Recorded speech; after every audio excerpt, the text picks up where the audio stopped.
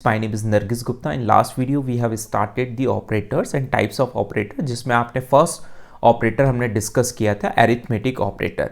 Now in this video we will discuss another important type of operator. The name of this operator is increment and decrement operator. इसको basically कुछ books में आप देखेंगे तो arithmetic operators के साथ में ही लिखा जाता है गया है, बट कुछ बुक्स में ये डिफरेंट ऑपरेटर की तरह ट्रीट होता है. तो हम इस वीडियो में इसको डिस्कस करेंगे. देखिए, इंक्रीमेंट और डिक्रीमेंट ऑपरेटर बिल्कुल सिंपल है. इंक्रीमेंट मतलब किसी वेरिएबल किसी वैल्यू में +1 कर दें तो वो इंक्रीमेंट ऑपरेटर हो गया. डिक्रीमेंट ऑपरेटर मींस किसी वैल्यू को हम 1 से माइनस कर दें तो वो डिक्रीमेंट ऑपरेटर हो गया. अब इसके दो टाइप्स होते हैं, एक प्री इंक्रीमेंट होता है, एक पोस्ट इंक्रीमेंट होता है. और इंटरव्यू की यदि आप प्रिपरेशन कर रहे हैं या करेंगे इन फ्यूचर, तो इंटरव्यू में जो ऑटोमेटा से रिलेटेड क्वेश्चंस बनते हैं वो उसमें इंक्रीमेंट और डिक्रीमेंट ऑपरेटर से बहुत सारे क्वेश्चंस बनते हैं. तो मैंने यहाँ पे लिखा हुआ है पहले हम इंक्रीमेंट ऑपरेटर की बात कर लें, देन उसके बाद में हम डिक्रीमेंट ऑपरेटर की बात करेंगे, फिर इससे रिलेटेड एक प्रोग्राम हम डिस्कस करेंगे.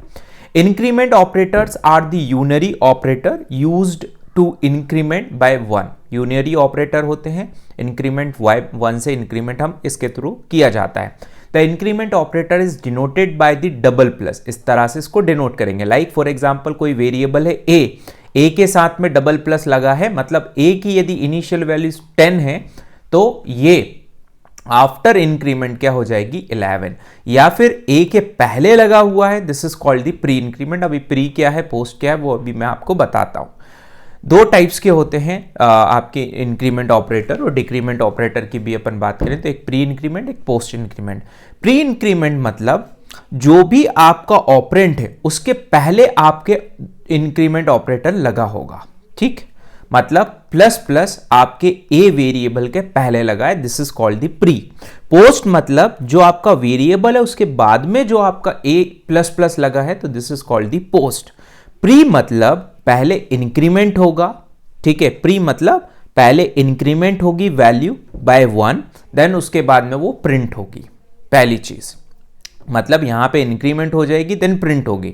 बट पोस्ट की बात करें तो पोस्ट में पहले आपकी वैल्यू प्रिंट होगी देन उसके बाद में इंक्रीमेंट होगा. अभी इसको एक एग्जांपल से हम समझेंगे.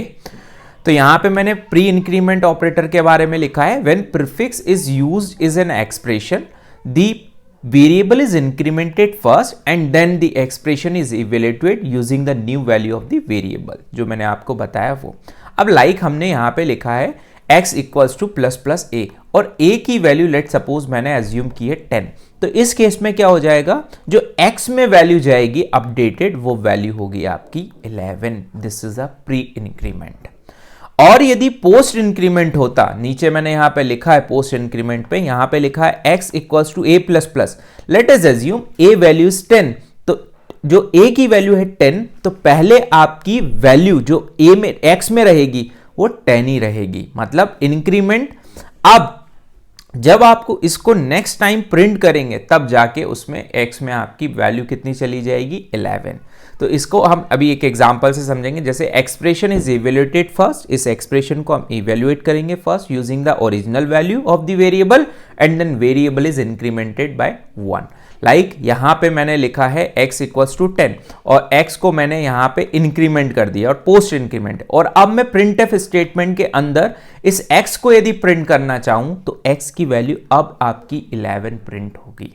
ठीक है, प्रिंट करूंगा तब, मतलब पहले आपका वेरिएबल में जो ओरिजिनल वैल्यू है वो इवेल्युएट होगी, देन उसके बाद में वो इंक्रीमेंट होगी. तो ये पोस्ट इंक्रीमेंट का मतलब ये होता है. अब इसी तरह से दोनों तरह के डिक्रीमेंट है. डिक्रीमेंट के भी सेम, जैसे आपने इंक्रीमेंट किया था वैसे ही डिक्रीमेंट. लाइक मेरे पास में एक वेरिएबल है x, तो x में यदि 10 वैल्यू है तो डिक्रीमेंट के लिए हम ऑपरेटर यूज करते हैं minus minus. This is a decrement. Decrement भी दो तरह से होते हैं, pre decrement and post decrement. Pre decrement मतलब x में वैल्यू यहां पे कितनी हो जाएगी 10 minus 1 9. This is a pre decrement. और यदि पोस्ट डिक्रीमेंट की बात करूंगा तो सेम यहां पे, सॉरी मैंने अपडेट करना भूल गया, this is a decrement operator a minus minus. तो यहां पे पहले वैल्यू इवेल्युएट होगी देन उसके बाद में वैल्यू डिक्रीमेंट होगी. तो x को जब मैं प्रिंट करूंगा तब जाके मेरी वैल्यू 9 होगी, अदरवाइज अभी x की वैल्यू x में वैल्यू आपकी 10 ही रहेगी. In the above example, the value of operand A is assigned to the variable X. After that, the value of the variable A is decremented by 1. ठीक है, पहले assign होगी then उसके बाद में डिक्रीमेंट होगी. इसको इस एग्जांपल से समझिए और अच्छे से क्लियर होगा. Let's suppose we have 3 variables x, y and z. ठीक है, 3 वेरिएबल्स हैं, तीनों वेरिएबल्स इंटीजर टाइप के हैं. इंटीजर टाइप की मेमोरी यहाँ पे एलोकेट हो गई, x के लिए, y के लिए, z के लिए. x में मेरे पास में 3 है. लेट अस अज्यूम इसका कोई ना कोई एड्रेस होगा, इसका भी कोई ना कोई एड्रेस होगा, इसका भी कोई ना कोई एड्रेस होगा. y में मेरे पास में 4 है. अब z में क्या आएगा देखिए. अब यहाँ पे इस एग्जाम्पल से सब कुछ क्लियर हो जाएगा. सबसे पहली चीज, unary operator left to right scan करूंगा. यहां पे सबसे पहले आप प्लस प्लस एक्स, मतलब यहां पे x की वैल्यू क्या हुई, प्री इंक्रीमेंट हुई. तो x की वैल्यू कितनी है 3, तो x की वैल्यू कितनी हो गई 4 इंटू y की वैल्यू कितनी है 4, बट y की वैल्यू पोस्ट इंक्रीमेंट हो रही है. तो पहले ये एक्सप्रेशन इवेल्युएट होगा, देन यदि मैं y की वैल्यू प्रिंट करना चाहूंगा तब जाके वो इंक्रीमेंट होगी. तो अभी यहां पर इस केस में जो y की वैल्यू है वो आपकी 4 ही रहेगी. तो आंसर इज 16. इस तरह से हम प्री इंक्रीमेंट और पोस्ट इंक्रीमेंट कैलकुलेट करते हैं. अभी मैं आपको और एक प्रोग्राम ले लेता हूं और इस प्रोग्राम के थ्रू आपको सारे वेरिएशंस इसके बारे में बताता हूं. यहां पे हमने प्रोग्राम लिया. प्रोग्राम ने हमने a और b की वैल्यू हमने यूजर से एंटर करा ली, a की और b की वैल्यू, और दोनों में प्री इंक्रीमेंट कर दिया. ठीक है, लेट सपोज a की वैल्यू 10 है और b की वैल्यू 20 है. तो प्री इंक्रीमेंट कर दिया, तो a की वैल्यू 11 हो गई, b की वैल्यू 21 हो गई, और यहां पे मैंने उसको प्रिंट कर दिया. एग्जाम्पल देख लेते हैं लाइव. तो ये एग्जाम्पल मैंने यहाँ पे ओपन कर लिया है. यदि आप एग्जाम्पल देखें तो हमने यहाँ पर a और b की वैल्यू यूजर से पूछ ली है और उसके बाद में a और b की वैल्यू में प्री इंक्रीमेंट कर दिया. नाउ इसको कंपाइल करता हूँ मैं.